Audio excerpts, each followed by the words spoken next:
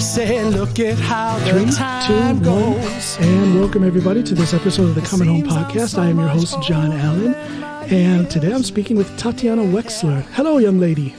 Hello, how are you?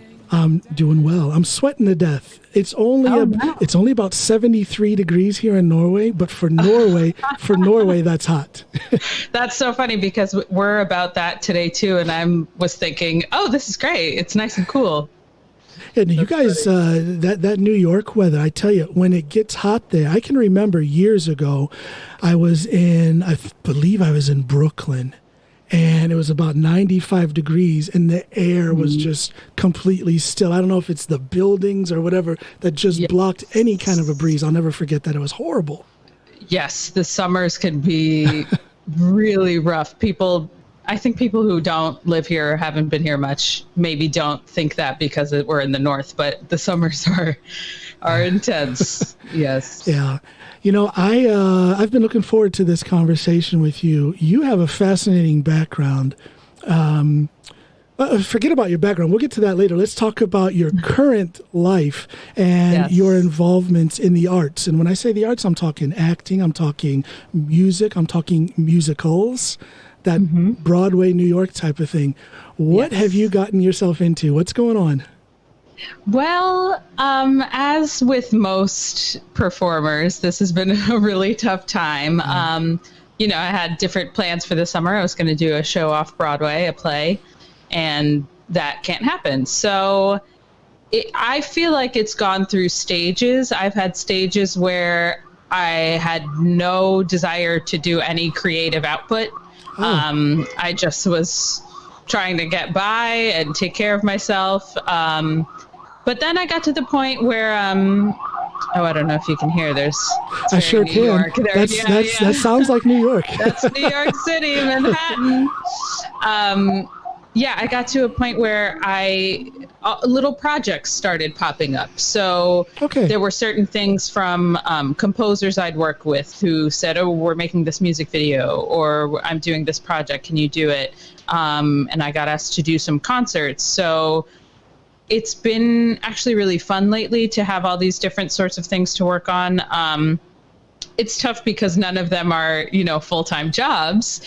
But that's very challenging. Because I would imagine when you get involved in an off-Broadway play, or maybe in like a mini concert tour of some sort, your time then is it's occupied in larger blocks. That off-Broadway play might run for, who knows how many days, weeks, or whatever. Exactly. So is this now I've heard both sides. I've heard a lot of musicians and artists say that they're actually enjoying these COVID days because it has forced them to think differently, and that has awakened a new creativity. But then you have others who are frustrated, financially desperate, and it's killing their creativity. Where do you fall on those two extremes? Ooh, I feel like I'm a little in between, and it varies. Some days I'm to one extreme end. There have been days I've thought, I think of this time as the time of the hyphenate. I have so many friends who do so many things. Yes. Like I know you do so many different wide-ranging things, and I think that is awesome. There's sometimes an advice of, if you can't see yourself doing acting, or if you can see yourself doing anything else, do that, because acting is so stressful. But I don't think that applies anymore. I think that doing other things makes you a better artist and a better person. So I've had to, No, go ahead. Thanks. I've had some times lately where I'm like, okay, this is a good time to hone on my other skills. Because as an actor, you can sometimes feel like I'm just waiting for the phone to ring. But I have so many other things I enjoy to do. And I'm feeling very galvanized politically. And I'm feeling like, okay, what can I make? I've wanted to work on music for a long time. And I've always said, oh, I don't have time for it. And now I have the time for it. So...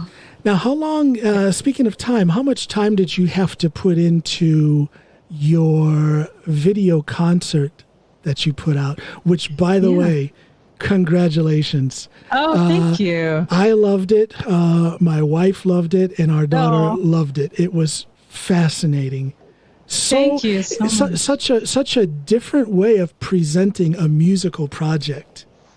Yeah. It was musical, but there is a bit of acting in it. It was It was quite the unique entertainment experience. So hats off to you. Thank you. Yeah. Thank you. Yeah, I think I was asked to do something, I think it was sometime in May. And I said, okay, I'll do a concert, and this is when I'll do original material, and I'm just going to do it, and I'm going to commit to it and put a date, and then that means I have to do it. Yeah, because you wrote a big part of those songs, did you not? Yes, yeah. I think, the 6 of the 9 songs were original songs. Yes. And so I finished writing the songs by the end of June. That some of the songs were already half written. That was more of an amorphous process. But then I moved to a new apartment at the start of July. And then right after that, it was about 3 weeks of nonstop work. Because I was learning about all this equipment. I wouldn't fancy myself, a sound designer or a music producer or anything like that. But I wanted to learn or start to learn. I can identify with that. Just to throw a little touch of my own experience in there. Yeah. I'll admit to you that up until about 2 seconds before I called you, I was frantically going back and forth and trying to get my mixer to perform the way it's supposed to. When it comes to the technical side of things, that is actually something that has held me back in my creativity because I am not technically savvy. Right. I have my equipment, and when it works, everything is fine. But if the slightest little hiccup comes, right, I'm lost. So how big was that technical side of things for you? Because you had you have the challenge of, when you're filming and you have, the music playing in the background, you've got to match it up. Yes. You've got to get the video production done and all that stuff. Did you have any help with that, or was it just you? That was me and a lot of YouTube tutorials. I had a couple days where I just watched hours of tutorials on YouTube, both with learning about mixing the music and editing the videos. And the way I thought about it was, I hope a year from now I'll look back on how I worked on this and think, wow, I didn't know anything and I was moving so slowly. I feel like I've learned a lot to the point now I have another concert coming up and I'm not as, oh my gosh, how will I do it? I have to learn so much. Another video concert? Yes, I'm going to do a concert for the National Yiddish Theater, which is a theater that primarily does works in Yiddish, and I've worked with them a number of times over the years. So you speak Yiddish as well? Well, I don't. It's interesting. I would say a lot of the performers who work for them don't speak Yiddish. So it's kind of fascinating to perform in a language you don't speak. It happens a lot in the opera world. Yes. But for actors, I feel like not as much. But I grew up learning German. I learned German in school, and Yiddish is mostly German. So I do know what I'm saying when I'm performing in Yiddish. It's not all, it just sounds. That's good. No, I was very impressed, as I said, with your concert that you put on. Now, if I understand you correctly, those songs were finished with the writing process just weeks before you performed them. Yes. How relaxed were you, or was that a moment of stress for you? I really, my roommate, my poor roommate, he's so great, saw me through those couple weeks in July, where actually I felt pretty good about the song writing itself. When that was done, I said, okay, this is great. And there were minor changes I made in the recording process of, let me change that lyric, let me change that melody. But that felt pretty set. It was more the task of, because I also played most of the instruments. There were only 2 songs where the instruments were provided by someone else. So there were a lot of steps to it. And for those weeks leading up to it, I was in a cave. I emerged occasionally out of my room. It's like, all right, going back in. That's pretty gutsy of you to have such a, forgive the expression, such a naked performance of material that is so fresh. Right. Because I know most musicians have had so many rehearsals, so many hours of rehearsal, so many opportunities to practice that material before it's performed for an audience. But you didn't have that. Yes. Because the writing process was happening pretty much right up until the performance. Gutsy. Exactly. Gutsy.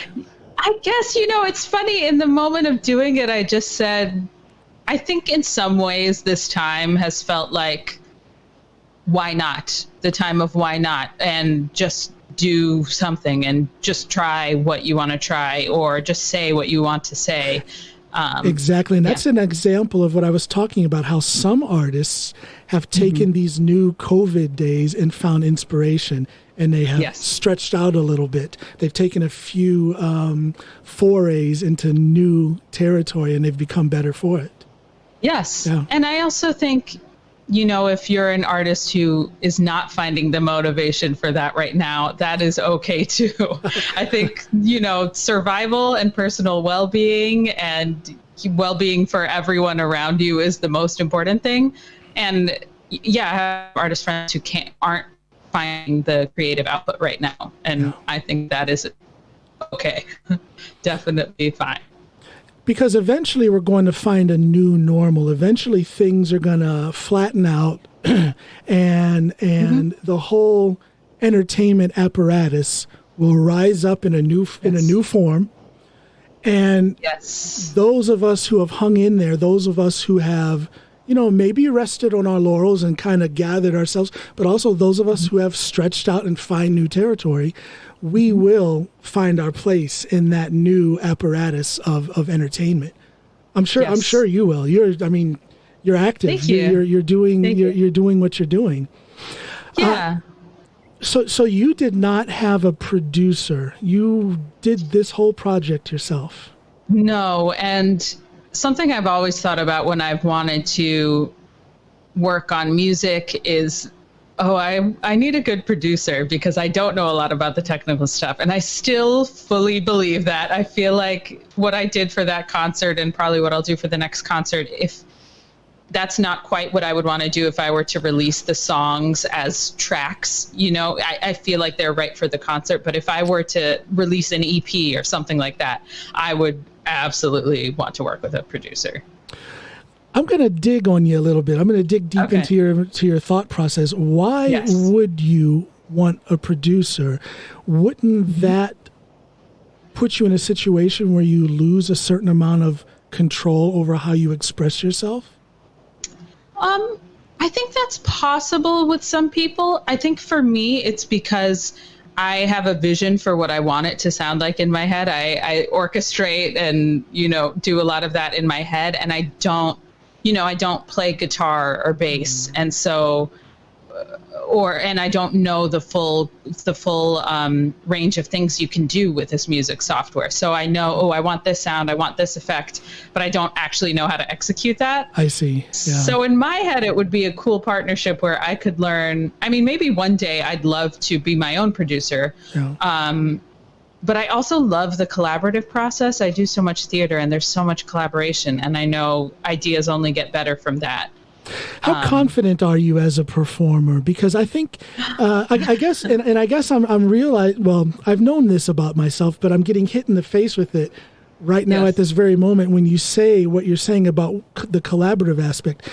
It's a confidence issue that I have, to where I'm like, I'm a little unsure of my skills, so to speak. Yes. So I want everybody to stay away while I am stirring my pot, concocting my little thing. And then when I feel it's ready, then I'll present it. And that, of course, means that I'm not working with a producer. But you have a certain amount of confidence that I and a lot of other artists lack if you're willing to bring in a producer to help you realize your musical vision. Am I right? Yeah, Confidence? I'd never thought about it that way. I think in some ways I thought about it the other way, where I need help, but help is good. I think it is also because of my theater background. I just love working with other people. Confidence for me, it's tough. A lot of people think I am confident in ways that sometimes I don't think I am.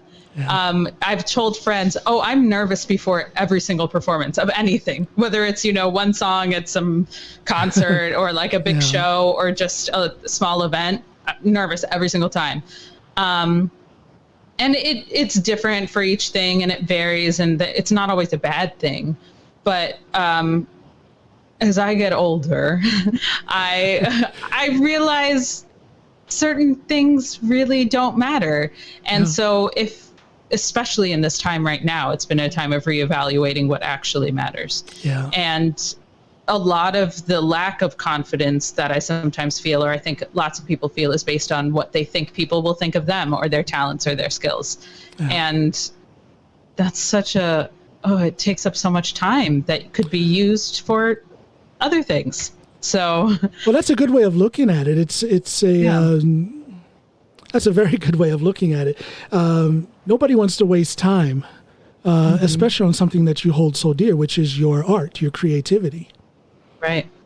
Now, exactly. What is it that got you into this this life of creating, this life of art? Do you have anybody else in your family? Now, I know your uncle, and he's not very musical. So where does this... Hello, Michael. Hello, Michael. I love you. Yes. Hello, Michael. Where does it come from? Yeah, on my dad's side of the family, there are a lot of music enthusiasts, but not a lot of performers, at least from, my dad's generation.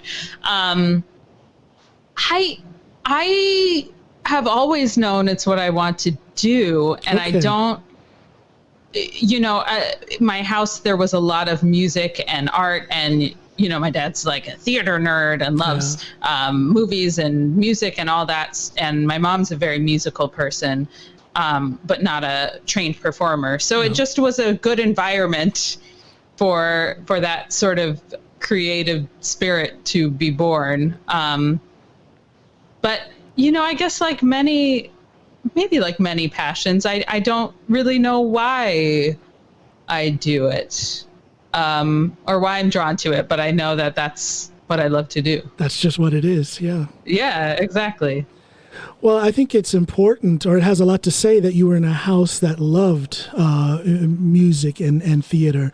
Yes. I also grew up in a family that was constantly singing. My mother played the piano. Okay. Awesome. I grew up in the church, so there was all of that good singing with the harmonies and just that raw musical thing that I always had throughout my childhood and up into my teen years and all that. And I just kind of fell into it. One thing I regret is I don't have any formal training. But in your formal training, do you know music theory? Have you taken? Yes. So So if you want to sit down and write a song, you understand all of the. Yeah, I think of musicians, the people who I think of sort of really highly skilled musicians. I visualize it as people with brains in their fingers, where it just comes out of them. Yeah. And I would not say I'm that when it comes to music theory. I studied piano. I was in, choir classes in school. I took AP music theory. I studied music theory. But I know chords. I can read sheet music. I can write chords. But, if you place an intense piano piece in front of me, I would be like, okay, give me several weeks to learn this. I wish I would have studied music theory. I think I would be much better off now. I mean, I'm confident in my writing. I'm confident in my singing. Yes. But I think I could be much better in the writing aspect if I knew music theory. I can't even read. I can't read music. If you told me to play an F major with a flat seventh, if there is such a thing, I would have no clue what that is. Gotcha. If someone Well, asks, but that is something you just did say. Okay, that was a real thing. maybe I'm just reciting what I heard on a Steve Lukather instructional guitar video or something, but I have no idea what that Right. is. But Well. do you think you would be where you are, or could you be where you are without that theoretical background? Do you think you could have just felt your way to the level that you are at now? For me personally, I don't think so, because I'm not someone with the musical brains in my fingers. Okay. I think I needed that study and that training, and it really has served me so much in ways like when you're working on a new musical, sometimes they bring you in a new song and then the next day you have to perform it to hundreds of people. Yeah. And being able to go home and really play it for myself over and over on the piano and not rely on a recording, or if I'm learning something for an audition, things like that, it really helps me as an actor doing other material. And then for writing my own material, I do sometimes feel like I headbutt into my limitations, because sometimes I'll hear, ooh, I want it to be, this fancy piano part, but I don't know how to do that. Well, I think one advantage that I have with not knowing music theory and without having any formal training on the bass, guitar, keyboards, or any instrument is that when I have that musical picture in my head, when I'm like, oh my gosh, I would love to do this on the piano for this song or on the guitar for this song, and I have no clue how to do it, I don't have the skills, I will get the skills. I know what I want, so I will sit sometimes for days working on maybe 3 or 4 measures of a song on a guitar solo, for example, until I get it. And then I'll push record and I'll hit it. And there's such a feeling of accomplishment when I'm able to do that. So absolutely. But then again, it's so time consuming because I don't have the theory to just be able to just, oh yeah, that's what I want to do, and then do it. Right. But I also think, everybody's got their strengths. So for you, the certain things that may come super quickly to you may not come as quickly to other people. So because I do think outside the box, because I'm not walled in by theory. I just have my idea and there it is. Yeah. Yes. Which is something I feel like sometimes training can strip you of. And so whether it's musical training or acting training, you can then feel like, where's the freedom of play? Because ultimately that's what it should be about. So sometimes finding that again after training can be challenging. Well, here's what I think was so interesting about your video concert. There was this thought out professionalism in it with beautiful songs, well sung, by the way. Thank you. With great lyrics, and you could hear the professionalism in that. And then on the other side, you had such a raw, naked and open picture of sound. That was, it's not this wall of sound. It's quite the opposite. It's like a paper thin covering of sound. It was so, and I don't want to say lo-fi because that sounds negative, but it was just such a thin musical production that I just thought it was a good match with that very well. It sounds like it was a well-produced vocal performance and the professional lyrics and everything. It was just a great mix. Thank you. Yeah. Thank you. And that's why, to go back to what I was saying about a producer, that's why, because I know these days in modern music, producers like to have a thicker musical production. Right. Whereas your thin production was so much more raw, and then the emotion and the feeling in your voice was able to come out. Thank you. Some of that was, necessity. I had visions for certain songs where, I'd love to have Don't a say great that. bassist, Tell them you planned it. Don't say it was a necessity. Tell them you planned it that way. It was all planned. But, it was a benefit concert, and I believe in paying my artists. So if I had a vision of, wanting to get 10 people on a project, that was, beyond the what the project could allot for. And also the thing is, because I've been watching so many at home quarantine made things, and I feel like the expectation, almost if it gets too well produced, then people want it to be at the level of what it could be, like not COVID related. And I just can't do that. I have equipment, but I can't make, a certain level of thing at my at-home studio. Yeah. So I wanted it to be what it is, which is me with a couple pieces of equipment and a couple instruments, and that's it. Well, there's definitely different levels to it, but your raw, organic approach to it was perfect. I've seen bands here in Norway. They have this, it's a live streaming thing that they've put on Facebook. It's called The Digital Scene. It's something else in Norwegian, but translated, it's called The Digital Scene. And Little Norway, where if you're a top artist and you sell 20,000 copies of an album, that's a hit, a big hit, 20,000 copies. And they're getting people, or a potential audience rather, of over 160,000 viewers on these live streams. So it has been really interesting to see the Norwegian artists really keep it going. Okay, we can't perform on stage. Well, watch this. And then they put up this digital thing and it's fascinating. Yes. Is there anything like that? Like a collective of musicians who are consistently putting out live streams? There definitely are, and I think of some friends I know, some singers, songwriters who are consistently doing live stream concerts, and I've watched some, and it's been really fun in a cool way. It feels like you were saying. It feels like I'm invited into their homes. It's sort of stripped down. And a lovely thing. There's plenty of that happening. In some ways, I feel like I've been drowning in content. There's so much online content that I'm not watching everything. Does it get in the way of your own creativity? Not really. Do you have to isolate yourself from other music when you're in the writing process, for example? I find no. I mean, sometimes if I'm working super intensely, then I'm working nonstop. But I love listening to other music. The only issue is sometimes, I'll be like, oh, wow, I wrote this song in 2 minutes. That was great. And then the next day I'll be like, because it already exists. It's like, I stole this melody from this other song. It's great.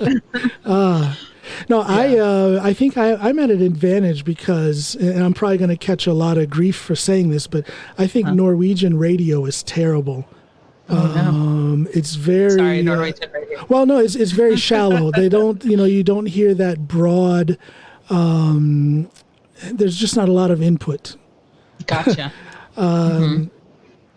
Yeah, so it gets boring very quickly because you hear the same things over and over. There's no classic radio stations. There's not a lot of artists here, so the contemporary things aren't going to be they're not going to vary at all. Right. So I think that's an advantage to me because since I've been living here for almost 20 years now, I just don't listen to the radio anymore. So if one were to ask me what's new in Norway, I have no idea.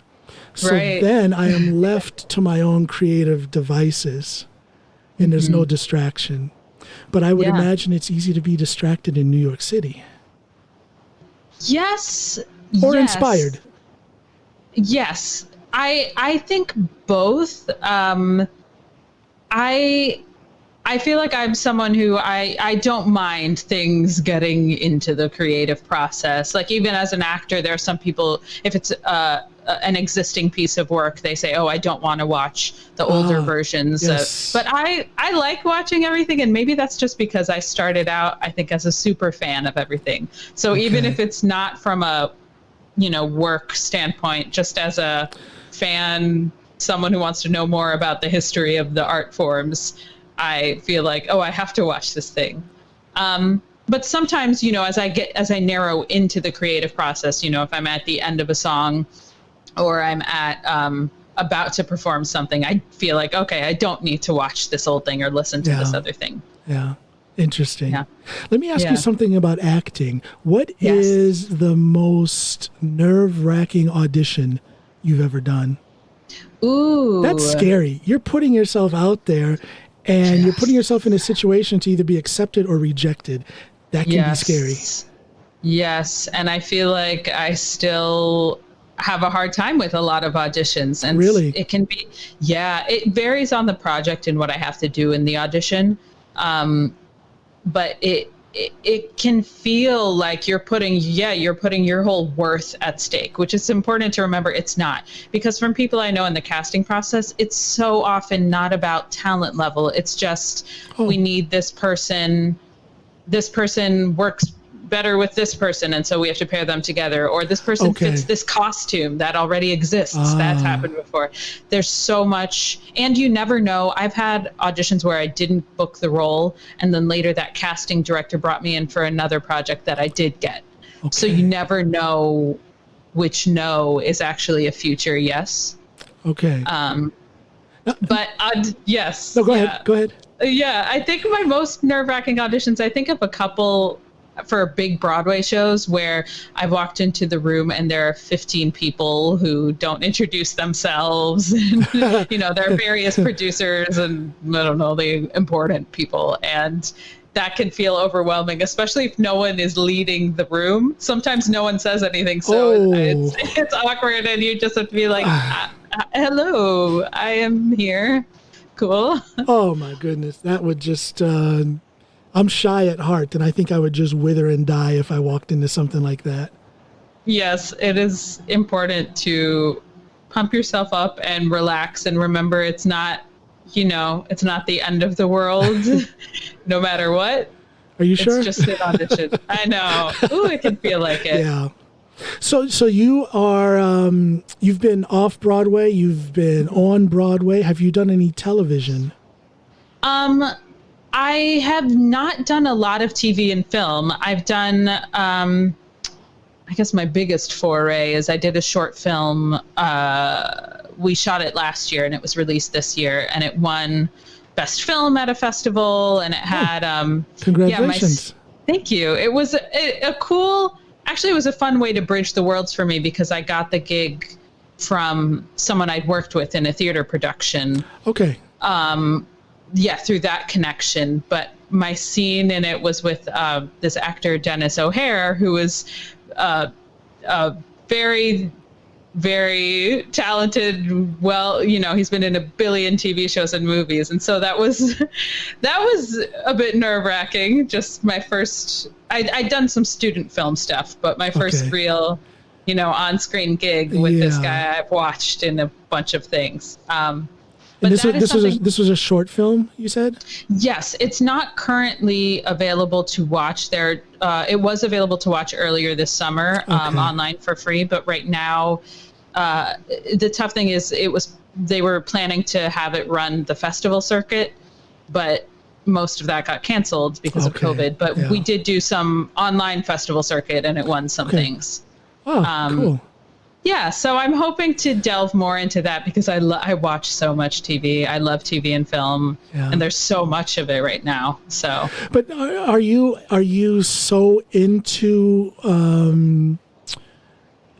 acting that you find yourself analyzing the performance, or can you just sit back and enjoy the film? Oh, that is a real thing. It is really challenging. Sometimes yes, and sometimes no. I have shows that I watch that I think, would I say this is technically good? Probably not. But in some ways, I feel like I can just unplug and enjoy it for what it is. So it varies. It really, some days yes, some days no. But I watch so much. It's really bad. It's good research. I know I fall into that trap when it comes to my stand-up comedy. I can sit and I can enjoy the performance and I can laugh, but I end up dissecting it. Okay, what was his lead into that bit, and how did he wrap it all together? And this, it can be tiring for my wife if she's sitting beside me and we're watching a performance on Netflix or YouTube or whatever. But I can't help it. I get so. I can't let that analytical side, that professional side, I just can't let that go all the time. I would imagine that happens to you from time to time, both with music and acting. Yeah. Yes, absolutely. And so sometimes I feel like, for me, if a piece just sweeps me away, then I'm like, oh, that was very well done, because I wasn't trying to analyze everything. Yeah. But maybe on repeat viewing, I do. Yeah, it's tough. It's tough. Now, you said earlier when we were talking, I wrote this down so I wouldn't forget. You said you were politically galvanized. What does that mean? What does that mean? Oh gosh, what does that mean? I think it just means that I am really trying to figure out how I can be best of service to help bring change. Sometimes as artists, there are so many artists involved, I think, in political things. But sometimes I think, okay, I don't want to be a politician. That's not my in. No. And I don't, what are the best use of my skills? And I'm still figuring that out, but I do feel like lately I'm trying to see, okay, how can I help with certain political races? What can I volunteer with? What campaigns can I volunteer with? Or what projects can I be a part of? What fundraisers? What can I bring awareness to? And yeah, I'm still figuring that out. I'm part of a reading group of artists, and we're trying to make some activist art soon. So interesting. Yeah. So what do you say to the people out there who say, shut up and just act, or shut up and just do your music? What do you say to them? Ooh, I say that every person is affected by things that are political. And if you don't think you are, it means that you have been very fortunate to not have an issue affect you, but you are affected by it, whether you think you are receiving something or not receiving something. And that we all should be able to participate in the political process because we are all affected by it. It doesn't matter what our job is. And that is important for people to remember, that we all we all deserve it as Americans to be involved. Yes. Are you guys starting to see any mailboxes disappearing there in New York? Oh my God. I saw a video of it. I haven't seen it with my eyes, but video of it. Well, they're doing it in the middle of the night. Yes. Yeah. So, it's an intense time. It's a sad time. Yes. I think I said this to your father when I was talking to him. It's almost a form of trauma to be an expat, an American living here in Norway, and I'm not there, and all I can do is watch. And I'm not saying I'm this big important person who can influence a lot of people, but I get this feeling, and I know other Americans who live overseas get this feeling that we're missing out on a chance to help affect things. It's almost a form of trauma that we are. Yeah.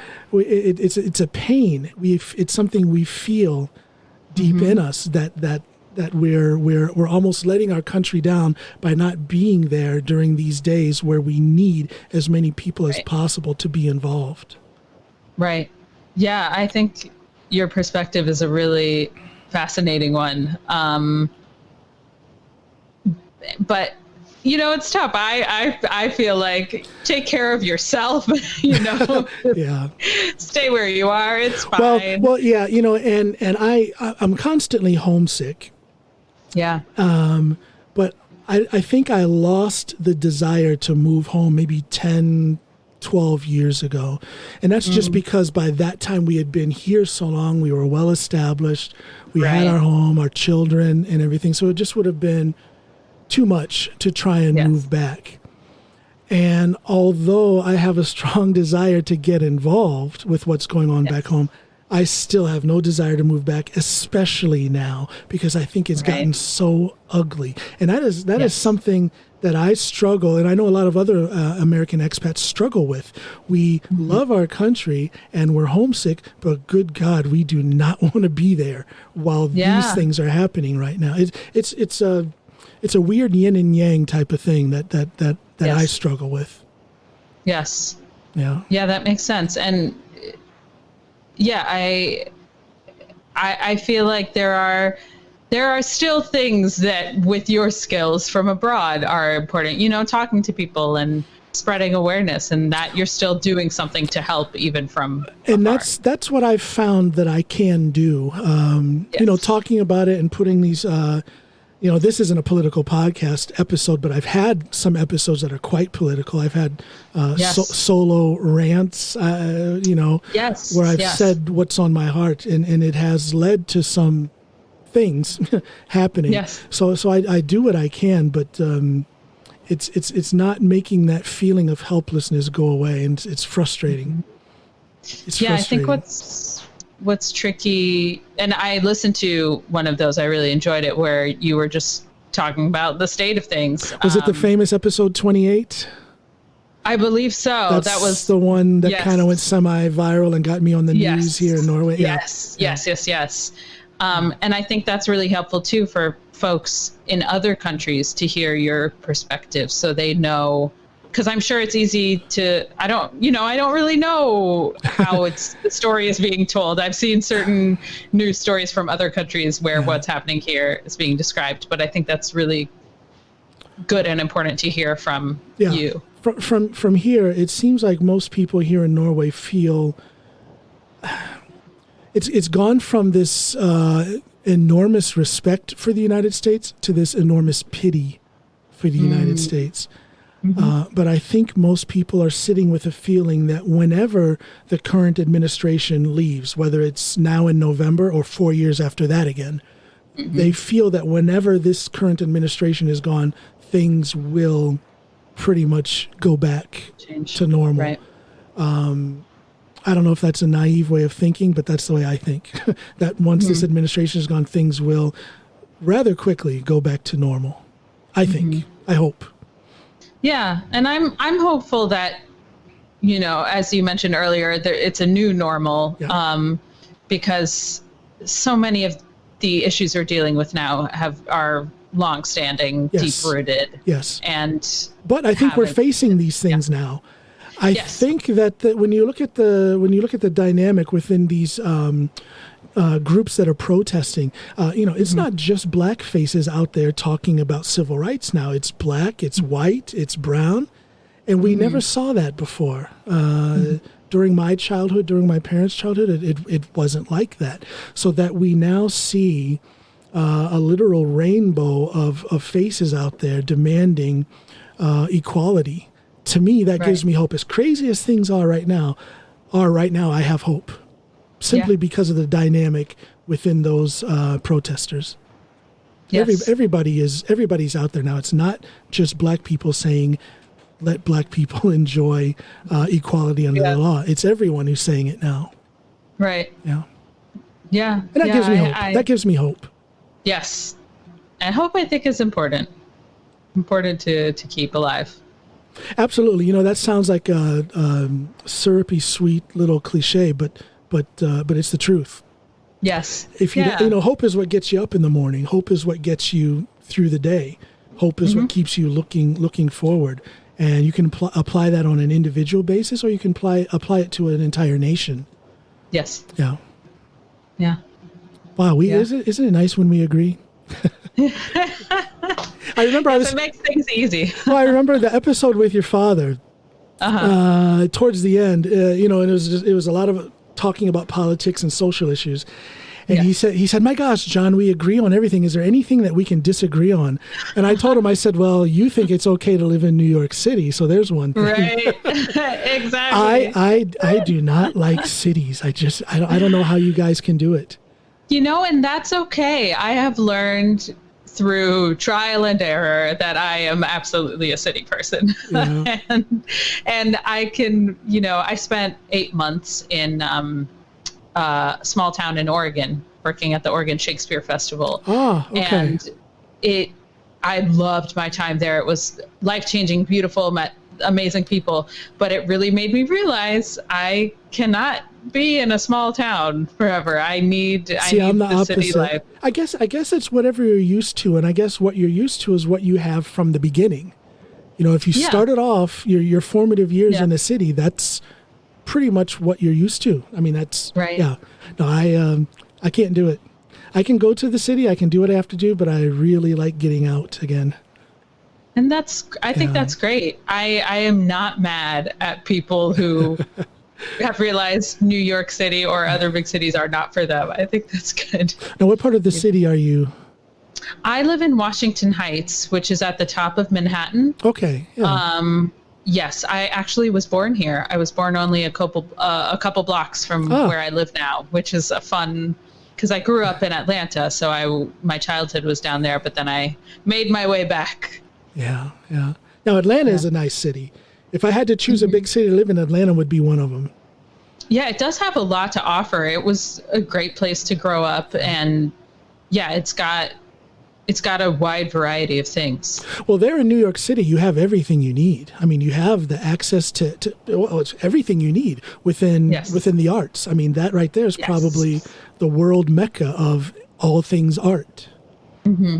Yeah, it's amazing, but I will say I have been envious of my friends who don't live in cities at this time, because to quarantine, on top of people, I do get jealous of my friends who live in houses with backyards. I'm fortunate. I live by some really beautiful parks. Okay, I have been able to get out and enjoy that. Not everyone in the city has access to that as closely as I do. Well, that's a big benefit. Absolutely.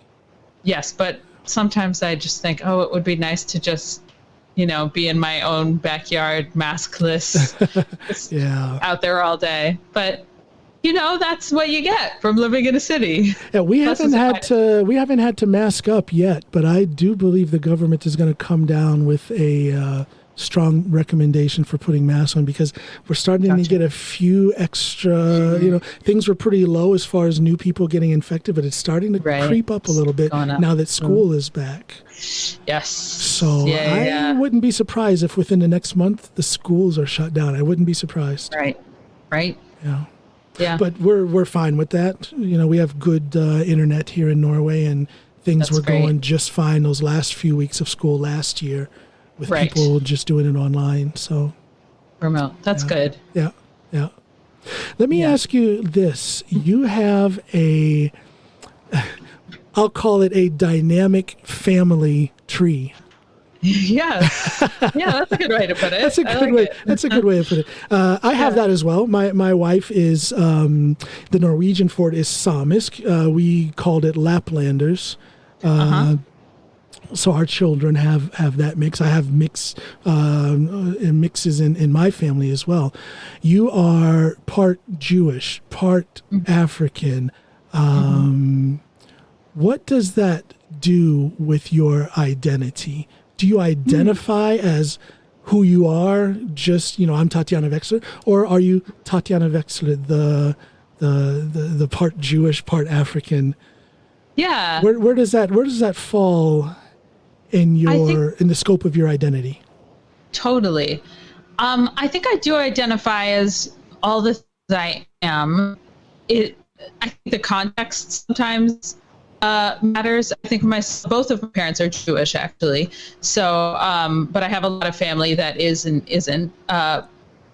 And, I have my mom's from Congo, so it's African and Black and an American and Jewish and Eastern European family, and a New Yorker who grew up in Atlanta who likes to create stuff. So I feel like that is, if I have time, that is what I will say. I usually feel like I shorten it down to, Black and Jewish, or, African, Black, Jewish, Eastern European. But I also think, I've done a lot of projects that are all Black casts and things like that. And it's whenever I get to connect with any group of people who I think are my people, then that is wonderful. And I get so much from that, because I do, in America, there is some degree of truth, I believe, to either you're white or you're not in terms of your experience. There's a lot of variety of that, but and I guess it goes back to the one drop rule. Yeah. Like you don't have a white experience the second you are anything other than white Exactly. too, Yeah. even if you are white. Yeah. And you can be not white and have a white experience if people look at you. It's complicated. And that's more about what people perceive of you than your own perception of your identity. But well, again, people's perceptions can be quite entertaining when you hear about their perceptions. For example, a lot of people here in Norway, and I honestly have no clue where they get this from. So many times people have asked me if I'm a Pacific Islander. Oh, yeah. Interesting. Yes. Yeah. Well, I guess, what you're surrounded by, depending on what, yeah. I had an old classmate of mine from way back in Norton, Ohio, way back when I was living there during high school, and we met up again through Facebook years later. And she said, "Yeah, John, I always knew you would end up marrying a white girl." And I said, "I didn't marry a white girl. I married a Norwegian woman." It's perception. There's a white girl, quote unquote, is one thing, but a Norwegian one. I guess my thing is here in Norway, the American perception of race doesn't fit. Yes. It just doesn't fit.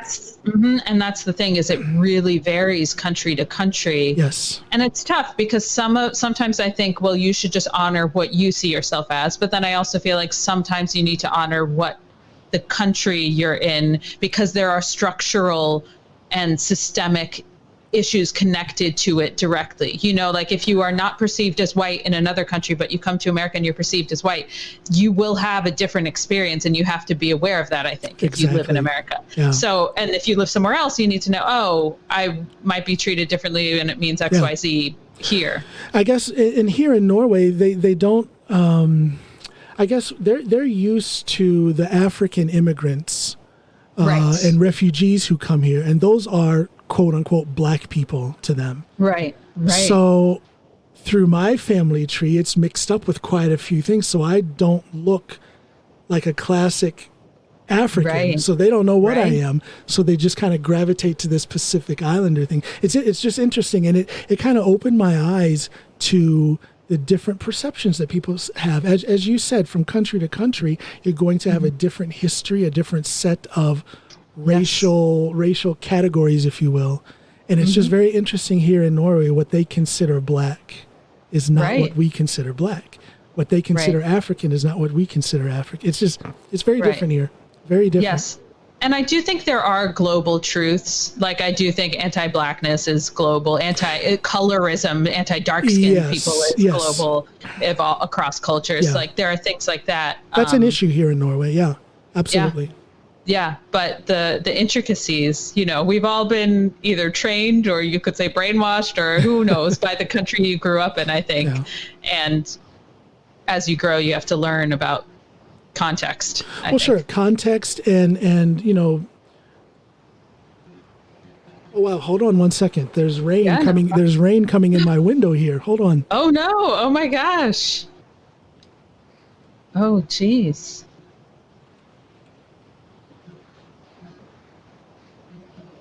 Boy. Wow, that's a crazy moment in the podcast. Hey, no, all of a sudden the wind just started kicking up and tons of rain coming out. We got like a little bit of a storm here, and the sun was out and the sky was blue like 20 minutes ago. Whoa, summer storm. Yeah, we had those in Norway too. What were we talking about? I'm a terrible podcast host. No, it's okay. Cultural context. Yeah, I don't know what I was. Yeah, no, I don't know. The thing with identity, though, is important. One thing I can say is that since living here in Norway, I have become more, aware and introspective and reflective of both my Americanness and my blackness. Mm-hmm. Much more so than I was before I left the United States. And I don't know if that's part of homesickness. I don't know if that's part of me pushing against some of the preconceived notions that Norwegians have on those issues. I don't know what that is, but it's an interesting thing. Yeah. Yeah. Yeah. I think being placed in an environment that's different from where you were raised makes you think about, how do I relate to that? Yeah. And even though I've been here almost 20 years, I'm still not 100% comfortable with being here. There's always that feeling of being the other. of being the guest, if you will, in the country. Yes. So it's I don't want to say it's uncomfortable, but it is an aspect to my day-to-day life that is there. It's interesting. Yeah. It's interesting. Yeah. Yeah, absolutely. Now, is there any place online where people can find that wonderful concert that you did? I know it was on YouTube for a while, and didn't it go down? It was taken down? Or? Yes, it was because of the union rules. There were only, because it's a benefit concert, something, there were only a couple days it was up. But hopefully the union doesn't listen to this. I uploaded it to my website. You can see it if you, because, I had the file, I made it. So I was like, why not? So on my website, TatianaWechsler.com, if you go on the music page, there's the full concert. And then I also have the individual music videos posted as well. And that's just Tatiana Wechsler in one word.com, right? Yep. Okay. I'm going to make sure I post that. I want my listeners to kind of get in there and check you out and see what you can do with this music, because I tell you, it was a beautiful performance. Thank you so much. Let me ask you something real quick. What can you go into this thing with the union and why it had to be taken down? Yeah, it's been a very challenging time. I'm a member of Actors Equity, which is the theater union for actors and stage managers. There are a lot of different unions. There's the union for TV and film work, on-screen work, and then if you're a director or choreographer, or, different. Yes. So for Actors Equity, it's been a challenging time because theater is almost not happening. Yeah, there are some non-union things happening right now, and the safety of that is up for debate. And there have been, I think, 2 to 4 equity-approved union productions of theater pieces happening right now, with a lot of distancing and rules and things, and outdoors. But right now it's challenging, and there's not only from, figuring out what work we can approve for our members. There's a push to get some contracts made for digital work, because yes, maybe it's not what we would traditionally call theater, but that's what's available all we can now. do. Yeah. Exactly. Yeah. So we need coverage. We need, and I've heard of some projects that will be done completely on Zoom, but are union approved with full salary and benefits. Okay, good. So that's good and promising, although hopefully there's a lot of that. But there's also the worry of our health insurance is tied to how many weeks you work of union approved work. Okay. And that means so many people are losing their health insurance. Right now I'm slated to lose scary. mine. Yeah. By March, I may not be covered because I just can't work. Oh, that's that's frightening. That's terrifying, actually. Yeah, it's the worst time to lose health insurance. But okay, so the union is involved in the work that you do. But again, what is it about that relationship with the union that made you have to take it off of YouTube? They had, and I didn't, the theater company, I did it. I produced it for the acting company, uploaded it, and it's some sort of contract they created for benefit concerts and works that are happening right now. And there's, for some reason, a 4-day limit. I think it's mostly because most of these have been either productions of plays, which have very specific, like copyright rules, or performances of other people's material. But most of it is my material. So I felt like, well, it's me and I'm fine with it being out of the that's world, why I'm questioning the whole thing, because this was your material. Yes. So I think it's because most of the time it's not people performing their own material. It's, there's a writer, there's a separate composer. So I see.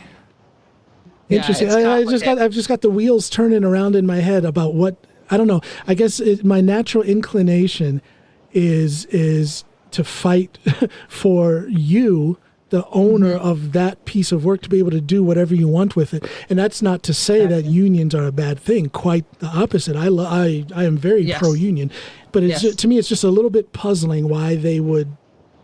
Yeah, I don't know. I don't want to get you in any trouble with your union, but it's a strange relationship that they would step in and have something to say about whether that is posted up on YouTube or not. Right. And I do think it's to protect the artists sometimes, Sure. But yeah, we'll see as time goes on. I had my my distributor on all of my podcast episodes. That's my song, the bookend music at the beginning and at the end. And my my distributor steps in, and this happens within minutes after I post my podcast to YouTube, and they come in and demonetize it. Yes. And a lot of people have come to me and asked why that is. But then there's the strange thing about copyright. It's not that I can't make any money off of that song. It's just that because I have my distribution deal for my music, they are the ones that have monetized that song. Exactly. It's not like they're trying to block the podcast. They're just stepping in and doing their job when it comes to my music. So it's just it's one of the downsides of putting two art mediums together, because you have different, in your case, unions, in my case, my distributor and my own publishing, there's a conflict, which is weird. There should be some kind of way to work around that, but it's weird. It's just it's so complicated. We're weird. We live in a weird world. We artists. It is. There's so many, rules. Bunch of freaks. Hopefully my dream is for it to, all the art get to as many people as possible. I was just reading an article for my reading group talking about cultural democracy, and that, the most amount of people should have access to the most kinds of art as possible. Well, that's that should be the goal for all artists and all people who support artists. Absolutely. Yep. Yeah. Yep. Well, listen, Tatiana, this has been a great discussion. I feel like I know you better. Yet another Wechsler that I have gotten to know. Yes, making your way through. Who's next? Who knows? I'll tune in. But I want to wish you all the luck in the world. I am watching your career. Thank you. Your father and your uncle told me you were good, and I just got proof of that when you came out with that video production of your music. So well done. Thank you so much. Well done. And thank you for being my guest. Of course. Thank you. Okay, that's Tatiana Wechsler. Bye, everybody. I'm coming home.